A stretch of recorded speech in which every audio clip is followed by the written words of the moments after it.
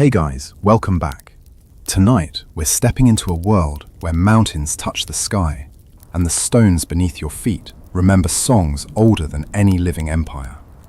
You're about to become a ñusta, an Inca princess, in 15th century Cusco, where the air is so thin your lungs burn with every breath, and the sun god himself watches your every move. Your blood is royal, your duties sacred, and your fate? Well, let's just say good thing this isn't your life, because navigating power, prophecy, and politics in the world's highest empire isn't exactly a vacation. You'll wake to drumbeats that command the sun to rise. You'll weave cloth worth more than gold. You'll walk streets shaped like a giant puma and learn to read destiny in knotted strings. And if the gods smile on you, or frown, depending on how you look at it, you might just be chosen for something far greater and far more terrifying than a simple royal marriage. So, before you get comfortable, take a moment to like the video and subscribe, but only if you genuinely enjoy what I do here. And hey, drop a comment letting me know where you're listening from and what time it is where you are. I love seeing our little community spread across the world's time zones. Now, dim the lights. Maybe turn on a fan for that soft background hum, and let's ease into tonight's journey together. The darkness is lifting from Cusco, but the cold hasn't loosened its grip. You wake on a woven mat that smells of mountain grass and smoke, your chicha shawl pulled tight around shoulders that ache from yesterday's weaving lessons. Outside your stone chamber in the royal compound, you hear it, the first drum. Then another, then a dozen more, their rhythm climbing the terraced hillsides like urgent footsteps, calling the world to witness. Today is your naming day, the ceremony that will mark you officially as ñusta, princess of the Inca, granddaughter of the Sapa Inca himself. You're 12 years old and the empire is watching. Your mother, the Koya, principal wife of your father, who is the Sapa Inca's son, enters without announcement. She never needs to. Her presence fills spaces the way water fills a vessel, complete and undeniable. She wears cumbi cloth so fine it seems woven from spider silk and moonlight, patterns of tukapu geometry marching across her breast in red and gold. These aren't just pretty designs, though aesthetics matter greatly in Inca culture. Each tukapu square is a symbol, a story, a claim to power. Your mother's dress quite literally reads like a royal resume, and you're still learning the language. Inti is waiting, she says, using the familiar name for the sun god. Her voice is warm, but her eyes are serious. Today you stop being a child and become an instrument of Tawantinsuyu. Tawantinsuyu, the four quarters of the world, the vast empire that stretches from the jungle's edge to the ocean's shore, from the desert's burning stones to peaks where even condors struggle to breathe. An empire held together not by writing, your people have none, but by roads, by quipu knots, by shared devotion to Inti and the perfect balance of Aini, reciprocal exchange. Every gift demands a gift. Every service earns service. Your entire world runs on cosmic bookkeeping, and you're about to become a transaction in the grandest ledger of all. You rise and let the palace attendants dress you. They're not slaves. Your empire doesn't quite work that way, but meter laborers, commoners fulfilling their rotational service to the royal house. Historians still argue whether the meter system was enlightened communal cooperation or sophisticated exploitation, but right now, their hands are gentle as they wrap you in layer after layer of cloth. First, the basic anaku, a long rectangular dress pinned at the shoulders. Then the chumpi, a woven belt that cinches your waist. Finally, the lichla, the shawl that marks your status. Yours is white vicuña wool, the finest fiber in the empire, softer than anything you can imagine, and so exclusive that only royalty can wear it. Touch anyone else's vicuña shawl without permission, and you're looking at serious consequences. They arrange your hair in hundreds of tiny braids, weaving in golden ornaments shaped like hummingbirds. The weight makes your neck strain, but you've been training for this. A ñusta must carry her status with grace, even when that status sits on her head like a small, glittering anvil. The procession begins as the sun's first rays strike the city. You walk barefoot. Everyone does for sacred ceremonies. Across stones so perfectly fitted, you couldn't slide a knife blade between the blocks. No mortar, just stone kissing stone in an embrace that's lasted centuries. The cold bites your souls, but you don't flinch. Your mother walks ahead, her own attendants spreading flower petals in her path. Your father, proud in his tunic marked with the royal fringe, walks to the side, representing your direct connection to the Sapa Inca's bloodline.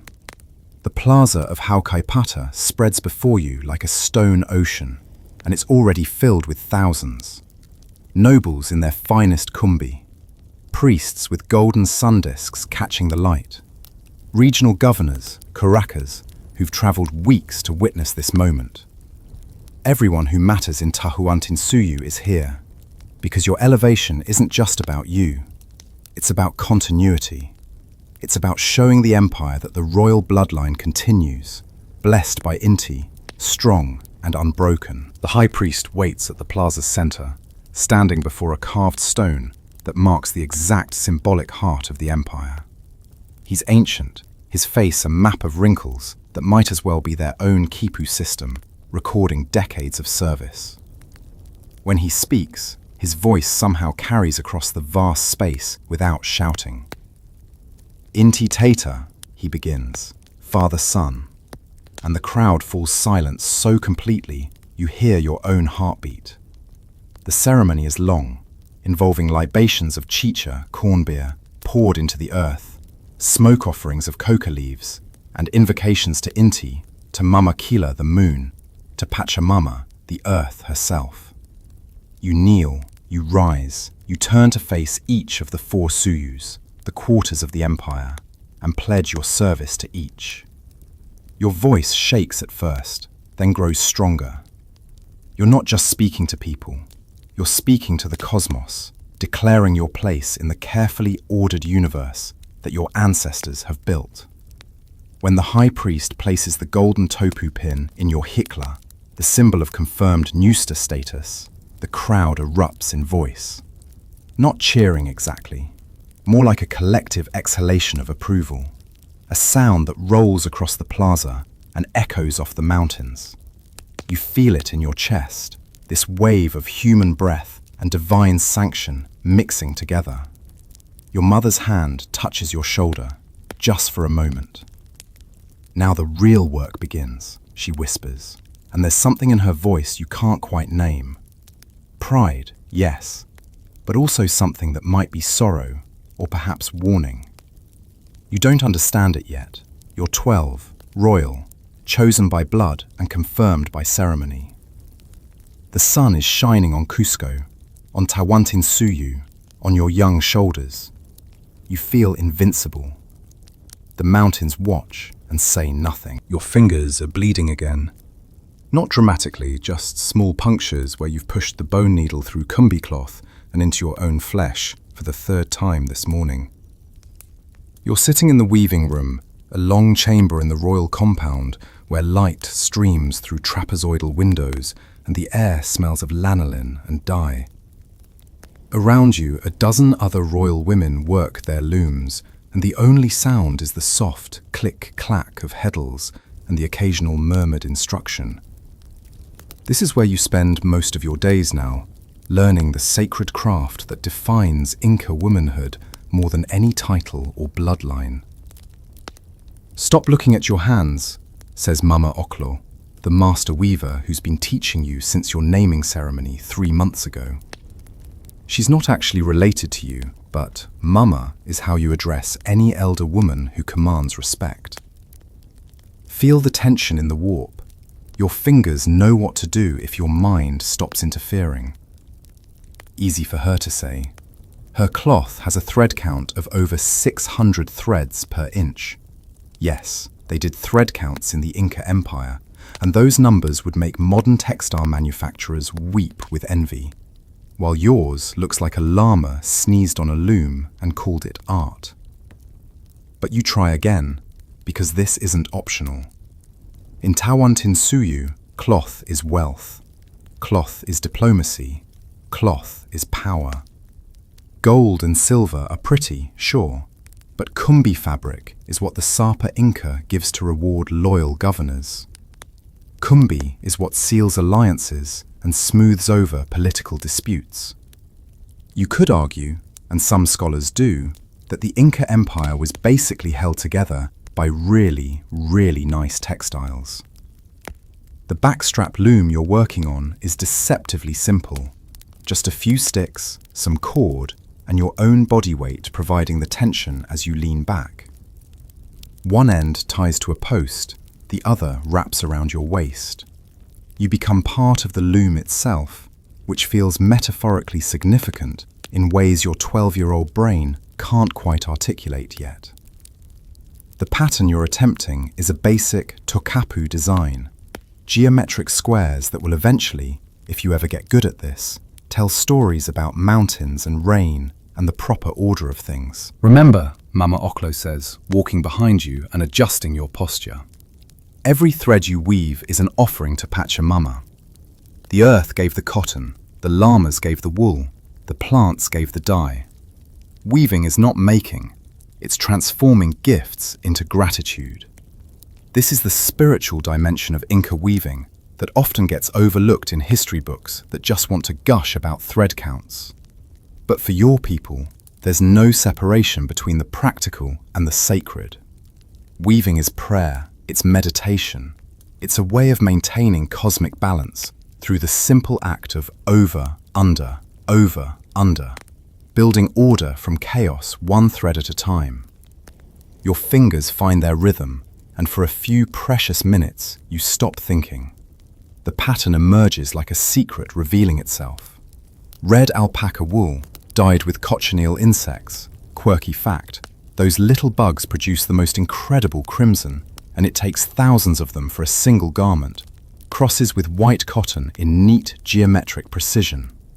You're creating a small piece of cumbi, the finest cloth in the empire, reserved for royalty and divine offerings. But then your little sister, 8-year-old Kusi, bursts into the weaving room like a llama who's discovered the coca leaf stash. "They're choosing acllawasi today," she announces, breathless and bouncing. "Down in the plaza, can we watch?" Mama Oklo frowns. Children aren't supposed to interrupt the sacred work of weaving, but she's not heartless. "Finish your row," she tells you. "Then you may go, but quietly. This is a solemn selection." You complete the pattern with hands that suddenly remember how to behave. Then follow Kusi down the stone steps and through the compound's corridors. The acllawasi selection happens every few years, when priests travel through Tawantinsuyu looking for girls between 8 and 10 years old who meet specific criteria. Beautiful, unblemished, talented. These chosen girls, acllawasi, which literally means selected ones, will be taken to special compounds called acllawasi, houses of the chosen, where they'll learn weaving, chicha brewing, and religious rites. Some will eventually marry nobles in political arrangements. Others will serve in temples forever. A few, historians still debate the exact numbers and circumstances, might be selected for capacocha, the ultimate sacrifice to the mountain gods during times of crisis. The plaza is crowded but hushed. About 30 girls stand in a nervous line, their parents behind them wearing expressions of pride and terror mixed together. To have your daughter chosen is an honor that elevates your entire family. It's also a permanent separation. Acklawasi rarely, if ever, see their birth families again. A high-ranking priest walks slowly down the line, examining each girl with an intensity that makes you uncomfortable even as a spectator. He's checking for physical perfection, yes, but also for something else. Some quality that suggests divine favor, that marks a girl as suitable for service to the gods. He stops before a girl with striking features, high cheekbones, eyes that catch the light. "What is your name?" he asks. "Sumac," she whispers. "Beautiful, of course." "You will serve in Cusco's acllawasi," he announces, and her mother behind her lets out a sound that's half sob, half exultation.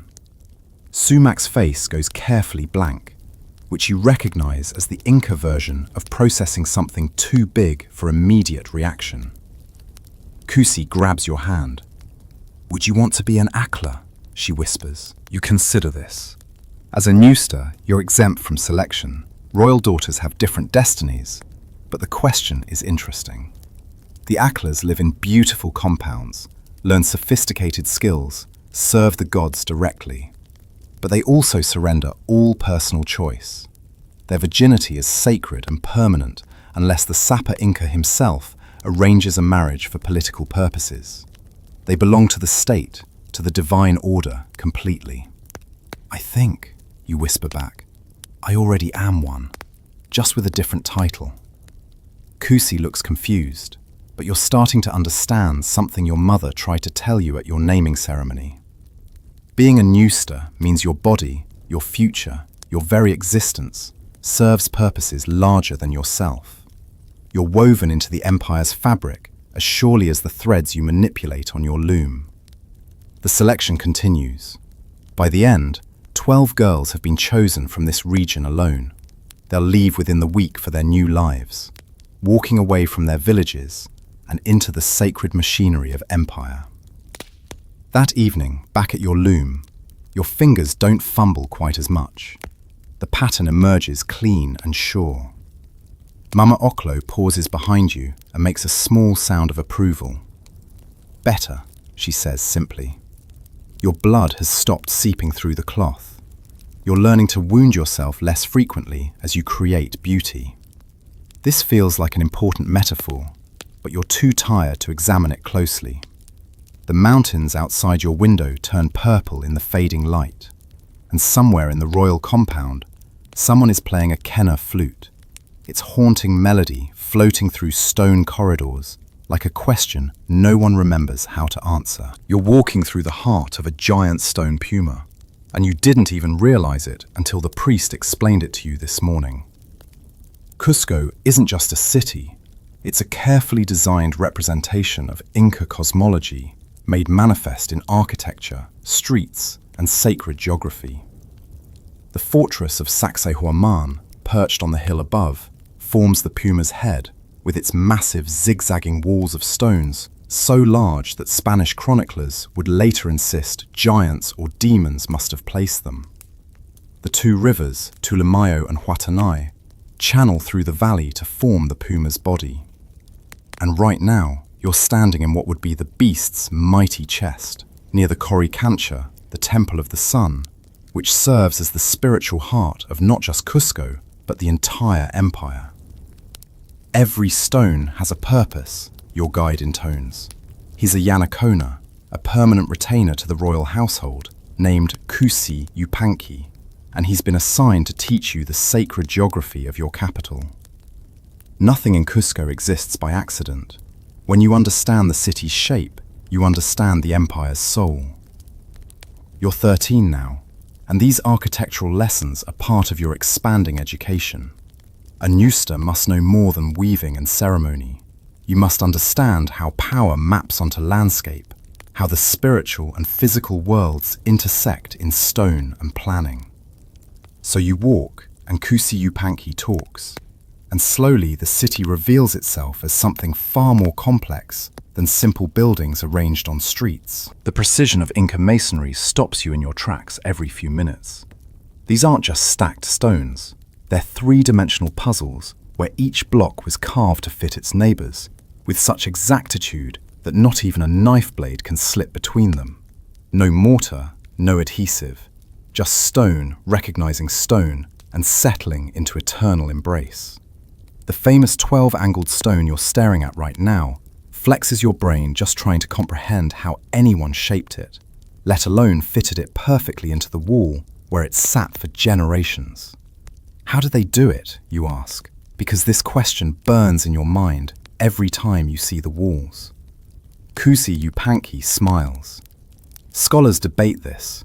Some say they use bronze tools and incredible patience. Others whisper about plants that could soften stone, though I've never seen proof of such magic. The master masons keep their secrets well. He runs his hand over the stone surface, which is so smooth it seems almost wet. What matters is that they did it, that this city stands as proof of what Tahuantinsuyu can accomplish when human will aligns with divine purpose. You continue through the streets, which are narrow enough that you can almost touch both walls simultaneously. This isn't poor planning, it's defensive genius. If enemies ever breach the outer defenses, unthinkable, but your people plan for everything. These tight corridors would become killing zones where superior numbers mean nothing. Every trapezoidal doorway, wider at the bottom than the top, a signature Inca architectural feature, can be defended by a single warrior with a club. The streets themselves follow a precise grid, aligned with astronomical events. During winter solstice, the sun's first rays strike specific temples in exact sequence, a cosmic clock built from urban planning. Your ancestors understood that cities shouldn't just house people, they should educate them, remind them daily of their place in the ordained order. Demonstrate power through permanence and precision. You arrive at the Coricancha, and even though you've seen it countless times, your breath still catches. The temple's walls are covered in gold sheets, actual gold, hammered into thin plates and fastened to stone. When sunlight hits them, the building doesn't just shine, it blazes, becomes itself a second sun, a terrestrial mirror of Inti's glory. Inside, you know, there's a garden where everything, cornstalks, llamas, even butterflies, is crafted from gold and silver. It's not mere wealth display, it's theological statement. We honor the sun god with his own light, transformed by human devotion into permanent tribute. Do you know why the walls slant inward? Kusi Yupanqui asks, gesturing to the temple's distinctive architecture. You think back to previous lessons. Earthquake resistance? Partly, but also symbolism. The walls lean toward the divine, just as our hearts must lean toward Inti. Form follows both function and faith. He leads you around the temple's perimeter, pointing out how different chambers align with different celestial bodies. The sun's chamber faces east naturally. The moon's, Mama Killer's, faces where she rises. Thunder, stars, rainbow, each has their proper space, their correct orientation. The Coricancha is cosmos made comprehensible through architecture. A group of priests emerges from the temple, their faces somber. They carry offerings toward one of the smaller shrines, probably coca leaves and guinea pigs for sacrifice. You recognize the lead priest as the same ancient man who officiated your naming ceremony. He nods to you as he passes, a gesture of respect between servants of the divine order. The city teaches you something every day, Kusi Yupanqui says, as you sit on a stone bench overlooking a plaza where workers are maintaining the water channels. Today's lesson: observe how water flows through Cusco. You watch.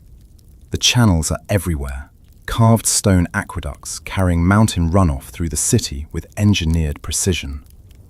The water doesn't just flow randomly, it's directed, controlled, made to serve both practical needs, drinking, washing, irrigation of urban gardens, and sacred purposes, ritual baths, temple offerings. Even water in Cusco has been convinced to follow rules. The Spanish, when they come, he begins, then stops. You look at him sharply. What Spanish? He waves a hand dismissively, but his eyes are troubled. Stories, rumors, bearded men in metal who arrived on floating mountains far to the north.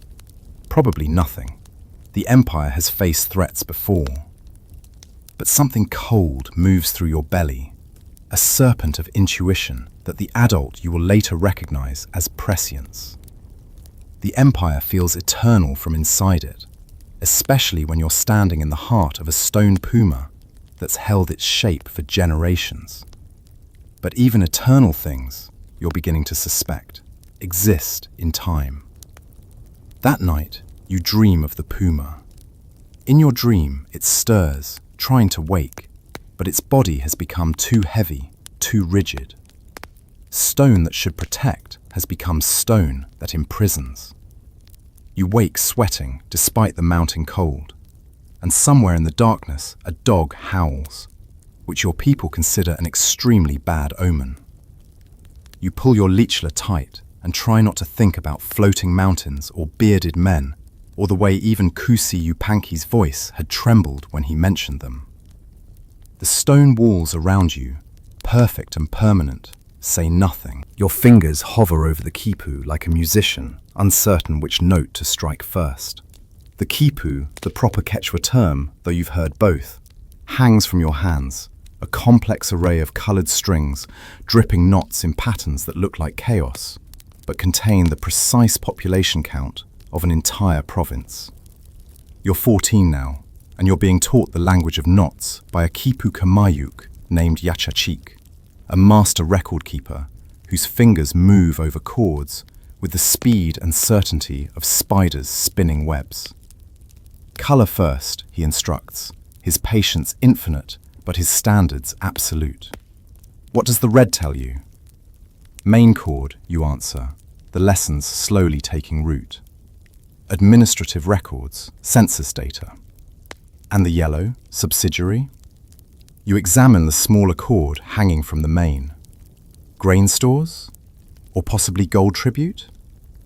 These distinctions matter enormously, and historians still argue about some of the quipu's more subtle coding systems, since no Rosetta Stone exists to definitively translate every convention. Context determines meaning, Yachachik says, which is his answer to approximately 70% of your questions. The knots tell you quantities, the colours suggest categories. But the full meaning lives in the mind of the quipu Kamayuk who tied them and the official trained to read them. A quipu isn't text, it's a memory aid, a prompt for knowledge already held. This is the thing about your empire that outsiders will never quite grasp. You've built the largest empire in the Americas, stretching from modern-day Colombia to Chile, administered by a sophisticated bureaucracy that tracks every potato harvest and bolt of cloth and unit of mitter labor. And you've done it without writing. No alphabet, no hieroglyphs, no characters carved in stone, just knots. The quipu in your hands contains information about textile production in the Chinchai Suyu, the northern quarter of the empire. Each knot cluster represents a decimal unit. The knot positions indicate magnitude. Lower on the string means higher value, following a base 10 system that would make any mathematician nod with approval. A knot at the bottom of a chord might represent tens of thousands, while one near the top could be a simple unit. Read me the third yellow chord, Yachachik commands. You count carefully, your fingers tracing knots. 4 knots at the bottom position, that's 40,000. 3 in the middle, 3,000. 8 near the top, 800. You pause, doing mental calculation. 43,800 units of something. Cumbi cloth, he confirms. The finest grade, reserved for royal distribution. Now compare it to the 4th chord. This is where quipu reading becomes an art rather than simple arithmetic. You must notice patterns, identify anomalies, understand ratios and relationships between different chords. The 4th chord shows a sharp decrease in production compared to previous periods, which could mean anything from a llama plague affecting wool supply to political unrest disrupting weaving communities. What do the numbers tell you? Yachachik asks, his teaching method pure Socratic questioning. Production dropped by about a third compared to normal output, you observe. Either resources became scarce or labour was redirected. The latter, a road project demanded extra meter workers. He takes the quipu from you and hangs it carefully on the wall, where dozens of others dangle like strange, colourful jellyfish. The northern Caracas have been complaining about labour shortages. This quipu proves their concern has merit. It will be presented to the Sapa Inca's council and adjustments will be made. This is governance by knot, empire through string and patience. Every significant transaction in Tawantinsuyu gets recorded on quipu. Birth rates, death rates, military rosters, food stores, tribute payments, road maintenance schedules. If it can be counted, it can be knotted. The quipu kamayuks form an elite class of bureaucrats whose trained memories, combined with the quipu's mnemonic prompts, create a living database of imperial information. Why don't we write, you ask? Because this question has bothered you since Kusi Yupanqui mentioned the Spanish and their supposed written documents. Wouldn't words be clearer? Yachachik considers this, his old hands still moving over a new quipu he's creating for next month's census. Words can lie, he finally says. Numbers simply are. A knot holding information about grain stores cannot exaggerate or flatter. It cannot spin propaganda or rewrite history to favour the powerful. Quipu are honest in ways writing never could be. This is either profound wisdom or spectacular rationalization, and you're not sure which. But there's something appealing about the tactile nature of quipu knowledge.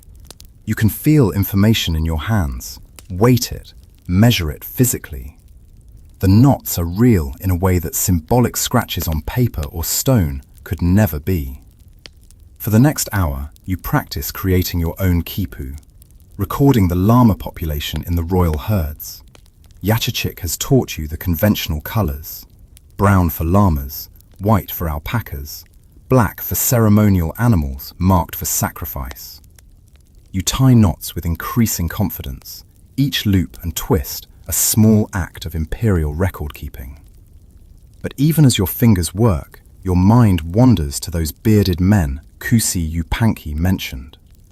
If they have writing, if they record things differently, does that give them some advantage? Or is Yachachik right that numbers cannot lie the way words can? You finish your practice quipu and present it. Yachachik examines it with critical precision, his fingers reading your knots like a priest reading omens. Acceptable, he finally pronounces, which from him is lavish praise. You have the touch. With more training, you could serve as a quipu kamayuk yourself, though of course a ñusta has other duties. Other duties, yes. Marriage, probably. Diplomatic alliance. Maybe religious service if the priests decide you show particular devotion. Your future is written in expectations rather than knots, determined by bloodline and imperial need rather than personal aptitude or desire.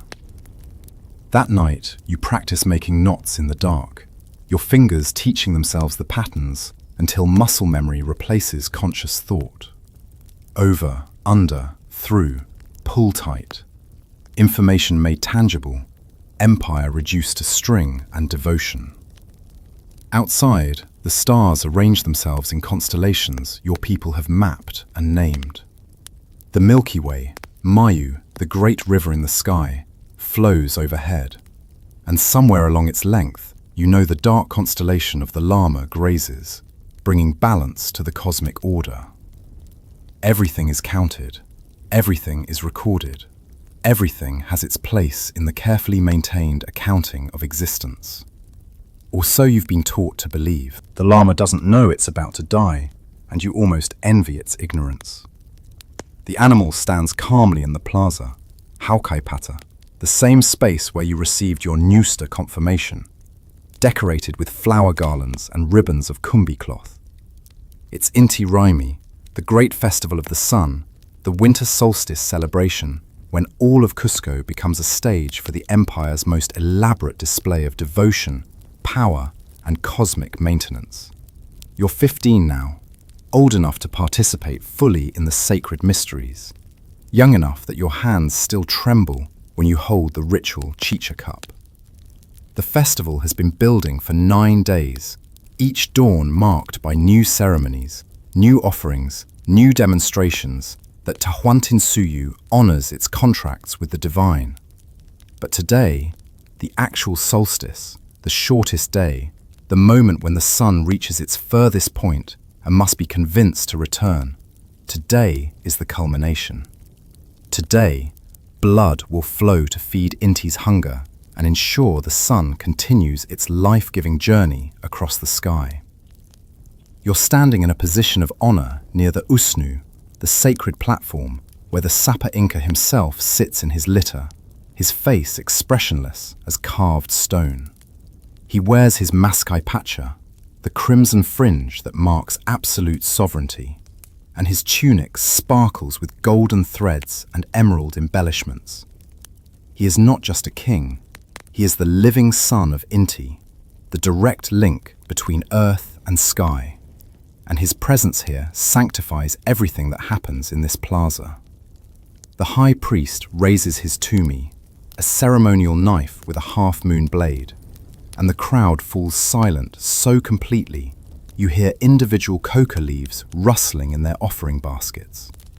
The priest begins the invocation, his voice rising and falling in Quechua poetry that calls to Inti by all his sacred names. Father Sun, Life-giver, Eye of the Day, Lord of Light. You've memorized these prayers, but hearing them sung by someone who's performed this ritual for decades adds weight that your private practice never captured. Inti Tata, we give so that you might give, the priest calls out, and 20,000 voices, the plaza is absolutely packed, respond in ritual echo. We give so that you might give. This is Aini at its most profound. The concept of reciprocal exchange that governs everything from neighborly assistance to cosmic relationships. The people of Tahuantinsuyu give tribute to their Sapa Inca. The Sapa Inca redistributes resources to maintain harmony. Humans offer sacrifice to gods. Gods provide sun, rain, successful harvests, victory and war. It's all transaction, all carefully balanced exchange. And the Inti Raymi is when these debts and credits get reconciled with blood. The llama is led forward. It's white, absolutely white, without a single dark hair, which matters because imperfection would insult the god. Finding such animals isn't easy, and royal herders spend years breeding for this level of purity.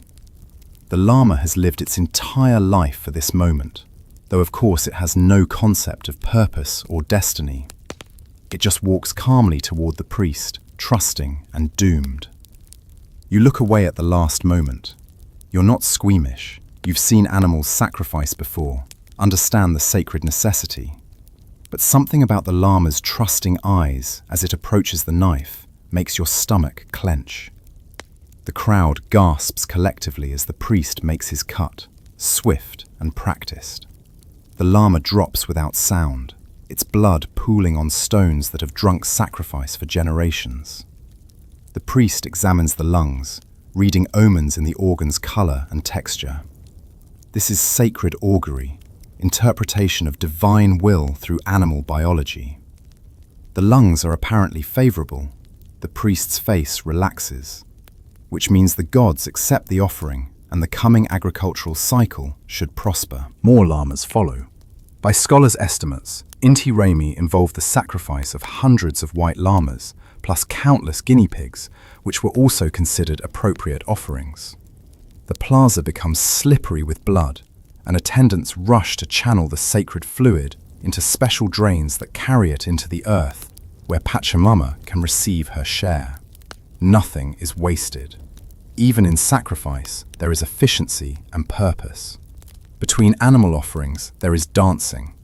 You participate in the royal women's dance, moving in synchronized lines across the plaza, while musicians play drums, quenas, and panpipes. The music is hypnotic, repetitive patterns that alter consciousness as surely as the chicha everyone has been drinking since sunrise. Chicha, the fermented corn beer, is itself sacred. Only certain women are allowed to brew it for ceremonies, and the preparation involves chewing corn and spitting it into jars where saliva's enzymes help fermentation. Kind of gross from a modern perspective, but your ancestors understood fermentation, even if they couldn't explain the chemistry. Your mother dances beside you, her movements graceful despite her age and the weight of her ceremonial garments. She's been teaching you the dances since you were small, impressing upon you that grace in ceremony demonstrates grace in spirit. The gods watch how you move, she once told you. They judge character through choreography. As the sun begins its descent, proof that despite its winter weakness, Inti has been successfully convinced to continue his duties, the Sapa Inca rises and offers the final libation. He pours chicha from a golden cup onto the ground, addressing the sun directly, in words no one but the high priests fully understand. Some elements of Inca ritual remain mysteries, even to royalty. Power requires secrets. The crowd responds with jubilation. Songs erupt spontaneously. Drums that have been pounding for hours somehow find renewed energy. The festival will continue into night and through the coming days, but this moment, sunset on the solstice, is when everyone breathes easier, reassured that cosmic order has been maintained, contracts with divinity renewed, and the sun will indeed return to bring warmth and life back to the empire. But as you walk back toward the royal compound, exhausted and slightly drunk on chicha and spiritual ecstasy, you notice something. A knot of nobles speaking in urgent whispers near a side street. They fall silent as you pass, but not before you catch fragments. Reports from the north. Strangers with thunder weapons. Atahualpa sends word. Atahualpa. That name has been circulating with increasing frequency lately. He's the Sapa Inca's son, governing the northern territories from Quito. Some say he's the emperor's favorite, which creates tension with Huascar, another son who governs from Cusco and believes his claim to succession is stronger. Historians remain divided on whether civil war was inevitable or merely unfortunate, but you're beginning to sense fractures in the stone edifice of empire. Your mother notices your troubled expression. "What disturbs you?" she asks. "Nothing," you lie, because even at 15, you understand that voicing fears can make them real. "Just tired from dancing." She studies you with eyes that have seen too much to be easily fooled, but she lets it pass. "Rest," she says. "Tomorrow we celebrate another day." You do rest, but your dreams are troubled. You dream of llamas with knowing eyes, of blood that won't stop flowing, of the sun rising one morning and deciding not to make the return journey after all. When you wake, the sun is shining, for now. Your marriage has been arranged and you weren't consulted. You're 16, which is considered prime marrying age for a ñusta, and you're sitting in a chamber while your mother explains the alliance that your body and bloodline will cement. The prospective groom is a Carasa from the Southern Territories, a regional governor with proven loyalty and extensive land holdings. You've never met him. You've heard he's 30 years older than you and has 2 wives already. You will be his principal wife, which is an honor, technically. Your mother delivers this information with a voice carefully neutral, her eyes searching your face for reaction. You give her nothing. Your face is as smooth and unrevealing as the stone walls around you. Inside, though, something is screaming, or maybe just whimpering. You've always known this day would come. Royal daughters exist as diplomatic tools, their wombs and names used to bind distant territories to Cusco's power. You've been educated for this, prepared mentally and spiritually for the moment when your personal desires become irrelevant compared to imperial need. But knowing something intellectually and experiencing it emotionally are very different things. His name is Tupac Yupanqui, your mother continues. Not the Sapa Inca's son, a different line, but respectable. He governs territories near Lake Titicaca, sacred lands where Manco Capac himself emerged from the earth in the beginning times.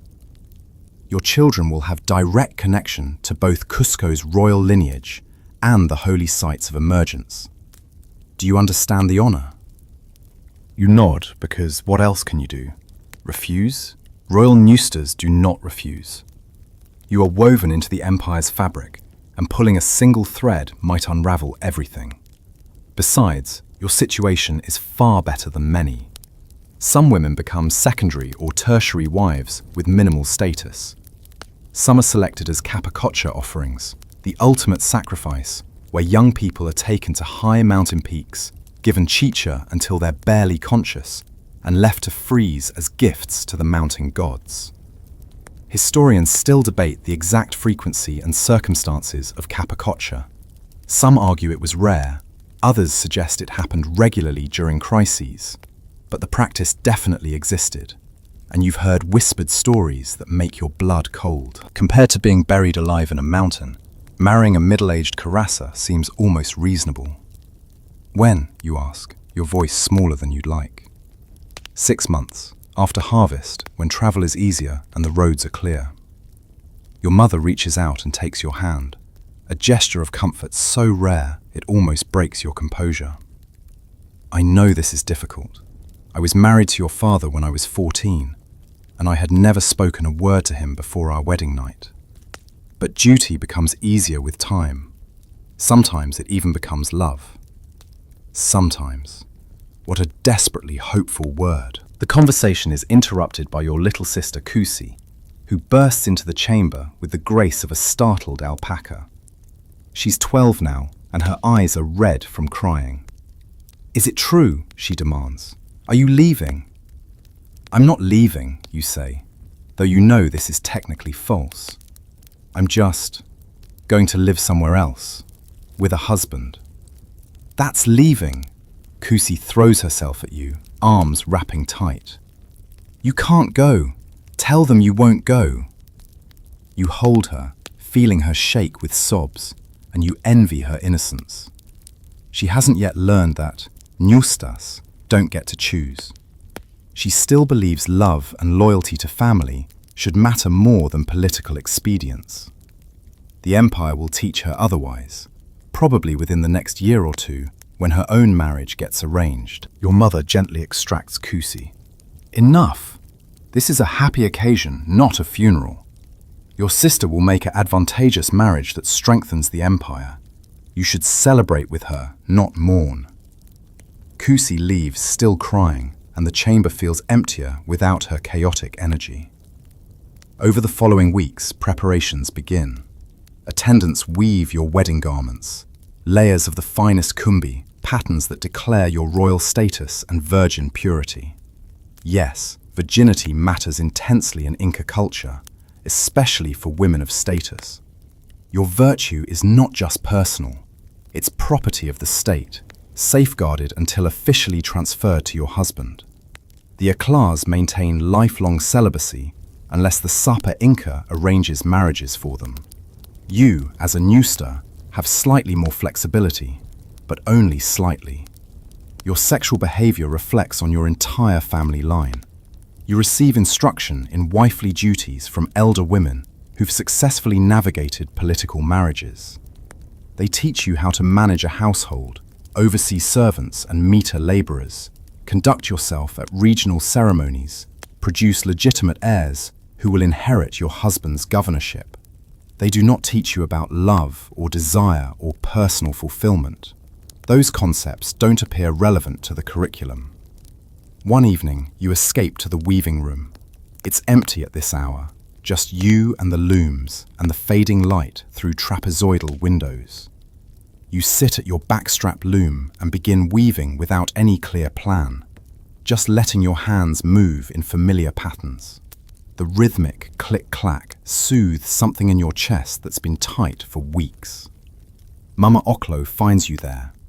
She's older now, moving more slowly, but her eyes remain sharp. She sits beside you without speaking, just watching your fingers work. Finally, she says, "You're making a travel cloth." You look down. She's right. Without conscious intention, you've been weaving a pattern traditionally used for cloths carried on long journeys. Your subconscious apparently has accepted what your mind still resists. "I don't want to go," you whisper, the first time you've admitted this aloud. "I know," Mama Oklo says simply, "but wanting rarely determines destiny. You are a ñusta. Your life was decided at birth." She pauses, then adds more gently, "But there is freedom even in duty. You will be a Carasa's principal wife. You will have authority over an entire region. You can use that power well or poorly. The choice may not be whether to go, but how to be once you arrive." This is cold comfort, but it's something. You continue weaving as darkness fills the room, and Mama Oklo sits beside you, her presence a wordless solidarity. The wedding date approaches like a slow-moving landslide, inevitable, unstoppable, capable of burying you completely. You try to focus on the preparations, the ceremony details, the logistics of traveling to your new home near Lake Titicaca. You try not to think about intimacy with a stranger, about leaving Cusco, about becoming someone's third wife in a household where alliances and rivalries between co-wives can turn deadly. 1 week before your scheduled departure, a runner arrives from the north. He's been traveling fast. You can see the exhaustion in every line of his body, and he demands immediate audience with the sapper Inca. The entire royal compound buzzes with speculation. That evening, your father returns from the palace council looking grim. "The wedding is postponed," he announces. Your heart leaps, relief so intense it's almost shame-inducing. Why? Trouble in the north. Atahualpa and Huascar are in open conflict now. Civil war has begun. He looks older suddenly, his face showing every one of his years. The empire is fracturing. All non-essential travel is suspended until order is restored. Your mother's face goes white. "Civil war," she whispers. "The gods help us." You should feel concerned about the empire, about the succession crisis, about the civil war tearing through the northern territories. And you do feel concerned. But you also feel reprieved, granted time you never expected to have. You don't know it yet, but you'll never marry the Carasa from Lake Titicaca. By the time the civil war ends, everything will have changed. The world itself will have shifted on its axis. But tonight, you go to bed in Cusco, still a ñusta, still unmarried, still yourself. The mountains outside stand dark against the stars, keeping their secrets. The acllawasi is forbidden to you, or rather, it should be.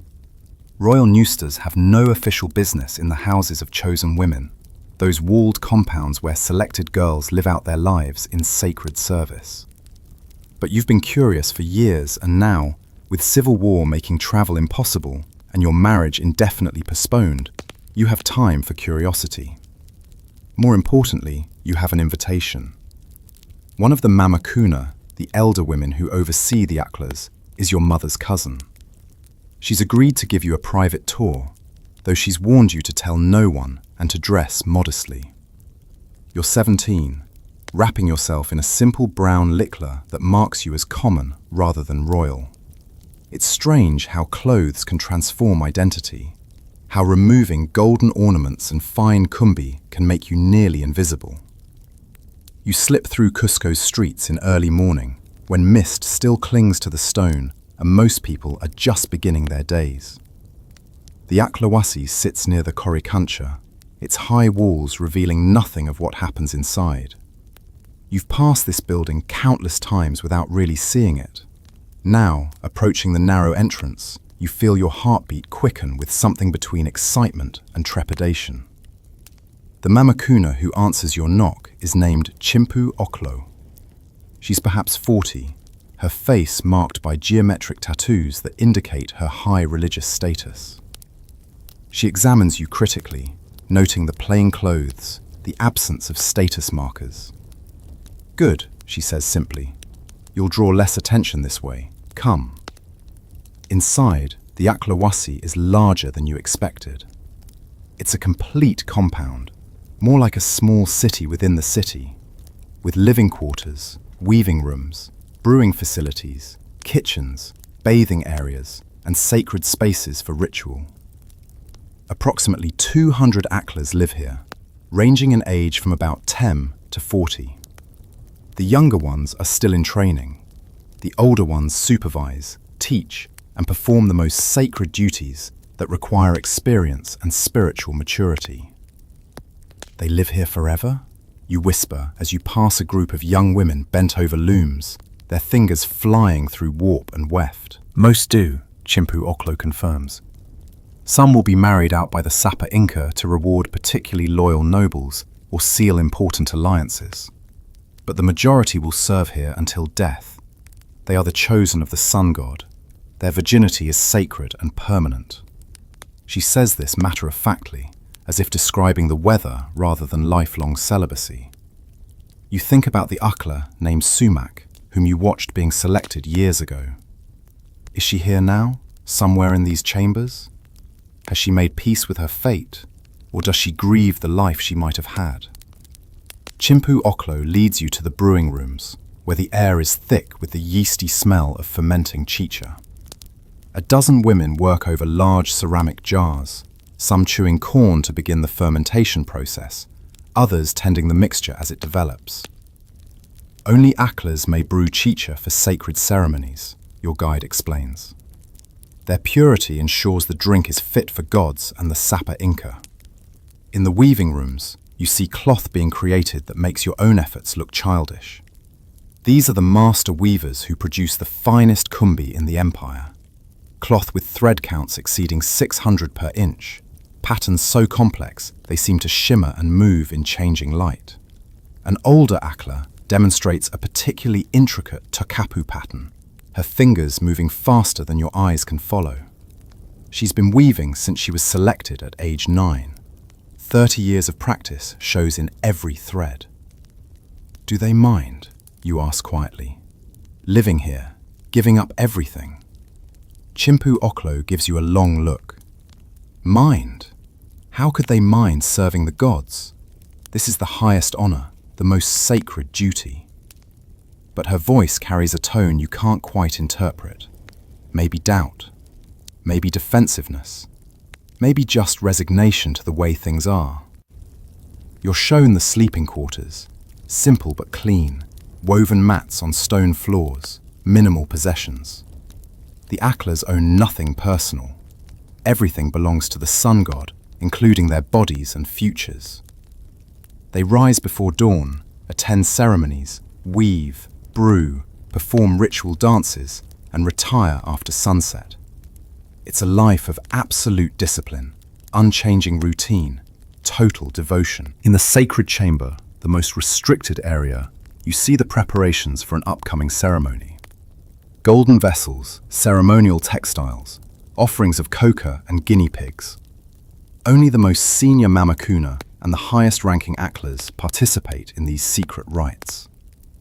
Some knowledge is only for the chosen, Chimpu Oklo says when you ask about the specific ceremony. Even a ñusta cannot know everything. This should bother you, the secrecy, the exclusion, but instead you feel oddly relieved. Let someone else carry those mysteries. Let the mamakuna and their Aklas hold that knowledge and bear that burden. You spend hours in the acllawasi, watching women who've surrendered personal choice in exchange for sacred purpose. Some seem content, even joyful in their service. Others wear expressions of careful neutrality that hide whatever feelings roil beneath. A few, the youngest ones, recently selected, still have eyes that dart toward doors and windows, as if calculating impossible escapes. Before you leave, Chimpu Oklo takes you aside. Your mother asked me to tell you something, she says quietly. She said you should see what complete surrender to duty looks like. She said you should understand that your postponed marriage is a luxury, not a tragedy.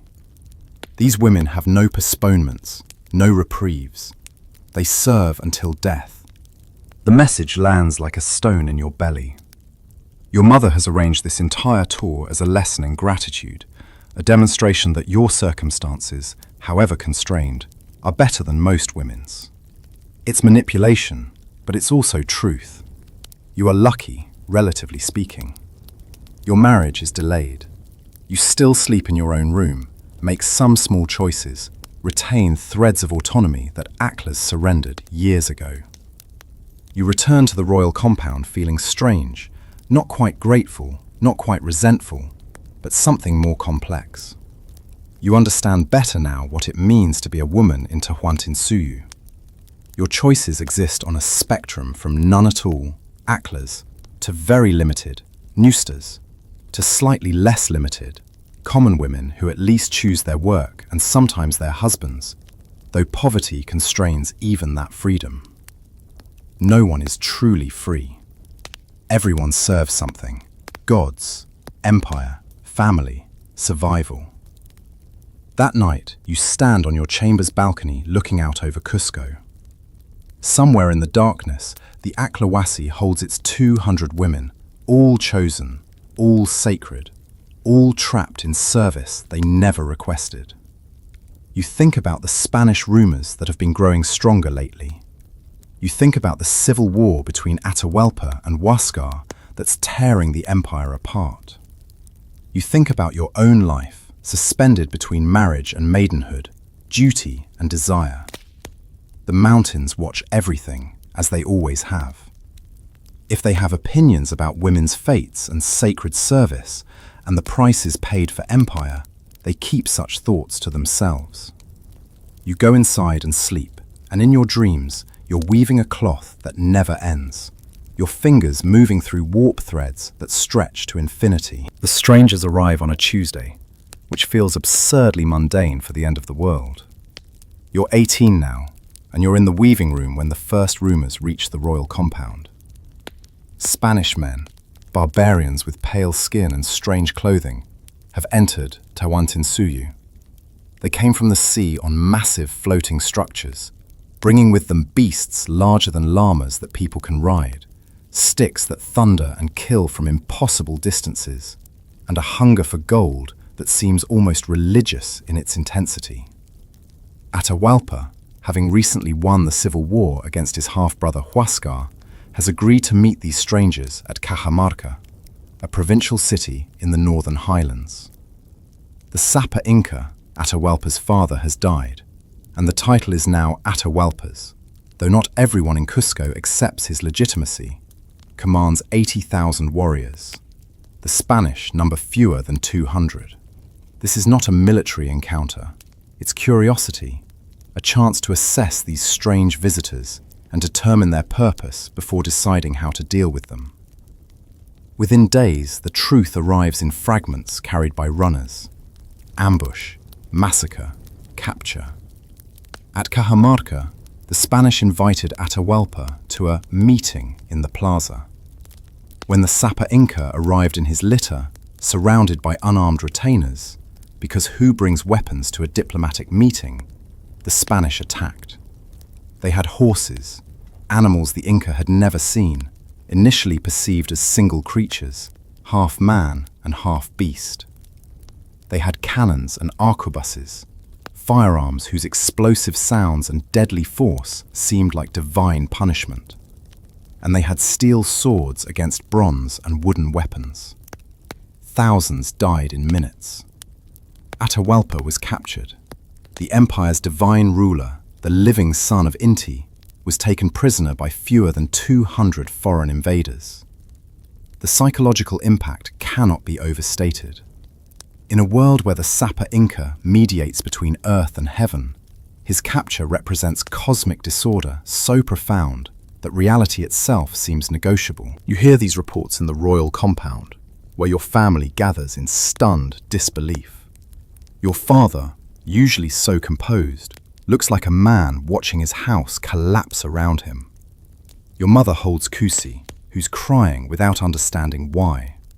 The adults' faces show something worse than fear. They show the peculiar horror of watching the fundamental rules of existence prove inadequate. How is this possible? Someone keeps asking.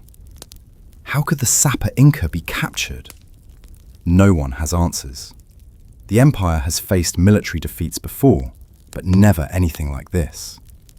Atahualpa is offering the Spanish a ransom, a room filled with gold and 2 rooms filled with silver, the largest ransom in human history.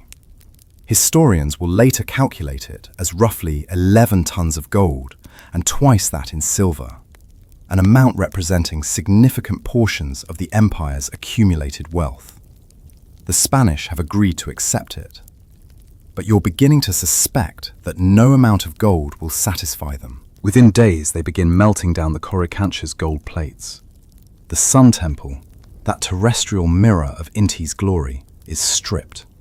The Golden Garden, cornstalks, llamas, butterflies, all crafted from precious metal, is reduced to ingots for easy transport back to Spain.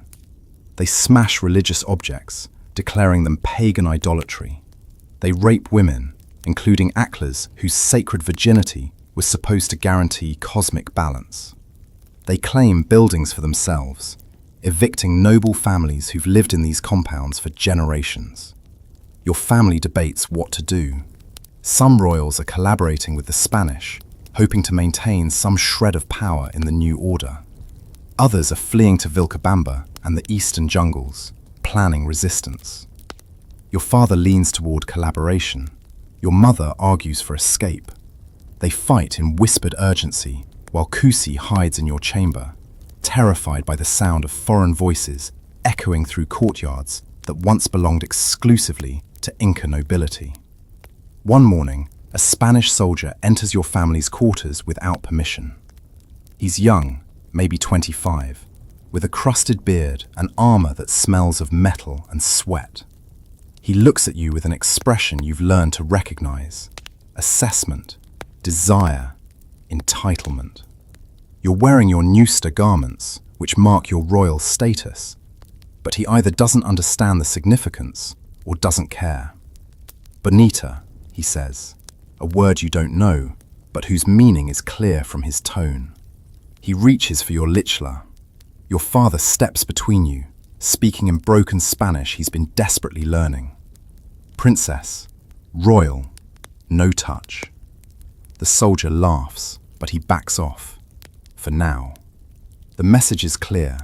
Even royal blood provides no protection anymore. The rules have changed. The cosmic order that governed your entire world has been demolished as thoroughly as the Coricancha's golden walls. Over the following months, news arrives in terrible increments. The Spanish accepted the ransom, but didn't release Atahualpa. Instead, they conducted a mock trial. Accusations of plotting rebellion, of ordering Huascar's murder, of practicing idolatry. In August 1533, they execute him. Garrote, the Spanish call it. Strangulation by iron collar. The sapper Inca, divine son of the sun, dies at the hands of strangers who don't even recognize his divinity. The empire fractures. Some regions attempt resistance. Others, exhausted by the civil war and resentful of Cusco's dominance, see the Spanish as potential allies against old rivals. The invaders exploit every division, every grudge, every political fault line that the civil war exposed. They march toward Cusco, accumulating indigenous allies who don't yet understand they're trading one master for something far worse. You watch it happen from inside the royal compound, which feels increasingly like a trap disguised as a palace. Your father speaks of organizing defense, but his voice lacks conviction. How do you defend against enemies who seem immune to normal warfare? The Spanish have already demonstrated that horses can break Inca battle formations, that firearms kill from distances that make traditional tactics obsolete, that steel cuts through quilted armor like it's woven air. In November 1533, a year after Cajamarca, the Spanish enter Cusco. You watch from your window as they ride through streets designed as a puma's body, their metal armor catching light from the Coricancha's gold-covered walls. They don't look impressed by the architecture, the sophisticated urban planning, the evidence of advanced civilization. They look hungry, and what they hunger for is already visible in their eyes as they stare at the golden temple. That night, your family decides. You'll flee to Vilcabamba, to the Neo-Inca state that's forming in the jungle, where resistance continues for decades. You'll pack only what you can carry. You'll leave at dawn. You'll become refugees in your own empire. You spend the final hours before departure in the weaving room alone. The loom sits ready, the last piece you were working on, a tokapu pattern representing mountains and stability, hanging half-finished. You touch the threads gently, knowing you'll never complete this cloth. All around you, the tools of your education, needles, dyes, unfinished quipus, scrolls of patterns you were memorizing. Your entire world reduced to artifacts about to be abandoned. You think about the acllawasi and wonder what happened to Chimpu Oklo and the 200 chosen women. You think about your almost husband, the Karasa from Lake Titicaca, and wonder if he survived the invasion or fell defending his territory. You think about Mama Oklo and Yachachik and Kusi Yupanqui and all the people who taught you to navigate a world that no longer exists. When dawn comes, you leave Cusco on foot, part of a refugee column of former nobility reduced to commoners by conquest. You take one piece of cumbi cloth, the finest you ever made, rolled carefully and tied to your waist. It's all you have left of your education, your status, your former life. Behind you, Cusco, the puma-shaped city, the navel of the world, the heart of Tawantinsuyu, falls into Spanish hands. Ahead lies Vilcabamba, an uncertain resistance. Beyond that, centuries of colonization, cultural destruction, and survival against overwhelming odds. You are no longer a ñusta. You're not sure what you are anymore. But you're alive, and you're walking, and somewhere deep in the jungle, the empire might yet endure in some diminished form. The mountains watch you go, as eternal as ever, as indifferent to human suffering as they've always been. The story ends here, with you disappearing into the jungle and into history, one more unnamed woman whose life was shaped and shattered by forces far beyond her control. The Spanish will write chronicles of the conquest, but they won't mention you specifically. They'll talk about battles and gold and conversions to Christianity, but they'll overlook the human cost, measured in individual dreams destroyed and futures cancelled. Some of the ñustas who fled to Vilcabamba survived for decades in the Neo-Inca resistance. Some married Spanish conquistadors, hoping to protect their families through strategic alliance. Some disappeared entirely from historical record, their stories lost to time and trauma. You might have been any of them or none of them. Just one thread in a massive cultural tapestry that was violently unraveled and never quite rewoven the same way. But tonight, as you drift towards sleep in your own comfortable bed, let yourself rest in knowing that you're not navigating conquest and colonization, not choosing between impossible loyalties, not watching your entire civilization collapse around you. Your life is your own in ways that ñusta could never have imagined. The mountains outside your window, wherever you are in the world, don't hold the same ancient power they held over Cusco. But maybe that's okay. Maybe it's enough to close your eyes and let the darkness be simple, uncomplicating. Just the ordinary mercy of another day ending without catastrophe. Sleep well. The empire has fallen. The story is told, and morning will come with possibilities the Inca never had the chance to dream. Good night.